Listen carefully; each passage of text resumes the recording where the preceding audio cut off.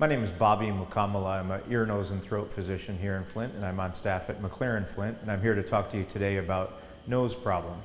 And so we see a lot of that in our office. The main thing that people tend to come in with is trouble breathing through their nose, and there's two main reasons for that. And one of those is structural, if it's crooked on the inside or something blocking airflow. And the other is swelling related, and that's oftentimes the things you think about with a cold or allergies that will cause the lining of the nose to swell. And so the first issue is trying to figure out, how much of each one of those components an individual patient has. And it's usually not just crookedness or not just swelling, there's always a little bit of both. And we'll ask them questions and kind of figure out, okay, is it blocked all the time? Is it blocked all the time on one side?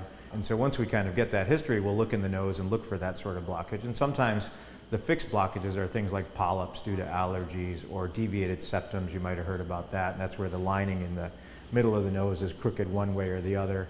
And other times the nose is perfectly straight, not blocked at all, but it'll be swollen. So once we sort of assess that, we can figure out how to approach it. And sometimes that requires getting a scan. Sometimes it's pretty straightforward and they just need medical treatment or nasal sprays. And sometimes they need an operation, which is where I come in to straighten a deviated septum or remove polyps. Sometimes trouble breathing through the nose is a serious condition. It can cause sleep apnea, and other times it's more of just a nuisance. So if you're suffering with it, it's something you probably should mention to your regular doctor and see whether or not it's something that can be pursued medically with medical treatment or sprays, or perhaps might need an operation, or at least try to figure out, okay, well, what are my options here, and then consider what to do about them.